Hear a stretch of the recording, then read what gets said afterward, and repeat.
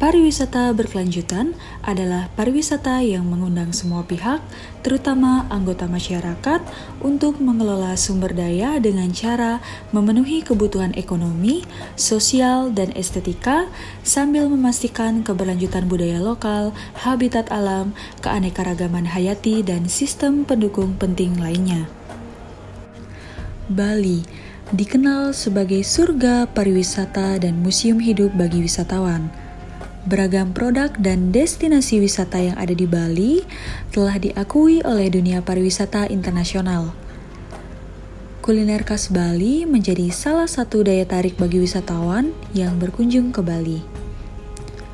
Berbanding terbalik dengan makanan lokal, minuman-minuman lokal dan tradisional khas Bali belum begitu banyak dikenal oleh wisatawan, khususnya minuman beralkohol. Minuman tradisional beralkohol khas Bali yang sampai saat ini populer di masyarakat adalah arak Bali.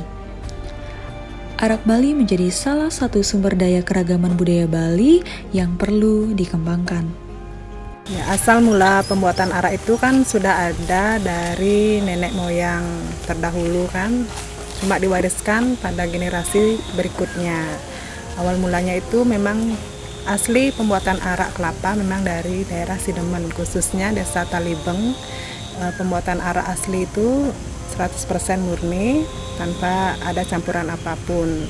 Kami juga di sini menaiki kelapa 2 kali sehari dari pagi sampai sore hari.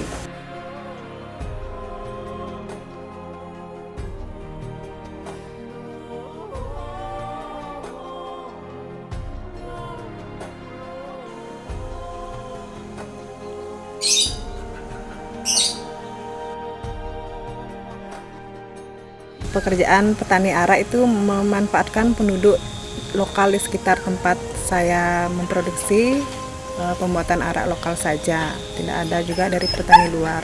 Kami juga sebagian besar mata pencaharian kami adalah petani arak kelapa. Biasanya kegiatan yang kami lakukan ketika ada pengunjung yang berkunjung ke produksi pengolahan arak kelapa yang kami siapkan, pertama itu melihat dari awal bagaimana proses pengambilan tuak kelapa dari atas kelapa, dan setelah mengambil tuaknya, kami mencoba memberikan bagaimana rasa dari tuak itu sendiri terhadap pengunjung. Kemudian setelah itu kami melihatkan proses pembuatan memasak dari arak itu sendiri. Setelah itu kami akan memberikan rasa bagaimana rasa dari arak itu sendiri. Biasanya kami memasarkan produk kami dengan menjajakan ke beberapa daerah, terutama di daerah Gianyar, Denpasar, dan sebagainya. Terutama di tempat restoran ya, kami mempunyai langganan di sebuah daerah Gianyar yang sejak lama sudah berlangganan percaya dengan produk kami. Dampak COVID yang saya rasakan sampai saat ini yaitu banyaknya beredar arak di pasarannya, bukannya arak murni. Itu yang mengakibatkan harga dari arak kelapa itu sendiri semakin turun. Yang dari sebelum COVID kan itu nilai jualnya lebih tinggi, dan sekarang nilai jualnya itu lebih rendah di pasaran dan sebagainya. Tidak ada yang menyukai karena sudah produk arak gulanya itu yang lebih disukai di pasaran. Sehingga kami petani arak menjadi lebih dirugikan lah. Tanggapan saya adanya dengan undang-undang yang melegalkan arak itu berdampak positif kan sebagai pemasaran, dan juga berdampak negatif. Berdampak negatifnya itu inilah sekarang peredaran produk yang asli dan tidak asli itu lebih marak di pasaran, sehingga produk asli itu lebih tidak disukai oleh pembeli di pasaran, karena produk yang arak gula itu lebih disukai karena itu lebih murah harganya. Kami sebagai petani juga akan dirugikan dengan adanya undang-undang ini. Sebelumnya kan sebelum dilegalkan kan nilai jual arak kelapa itu lebih tinggi karena kan pemasarannya juga lebih ketat di pasaran.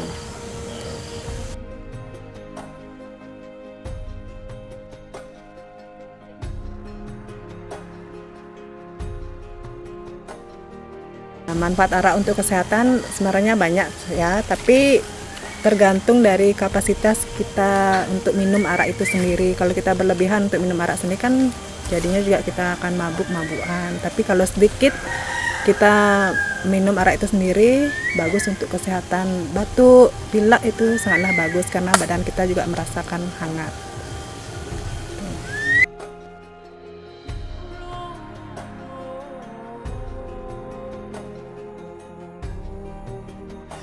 Sama rata sih, kalau sekarang kan tamu luar kan udah ini ya, tahu harganya mahal atau tidaknya. Kami samakan aja, ada kan tamu domestik ataupun wisatawan asing itu sama harganya.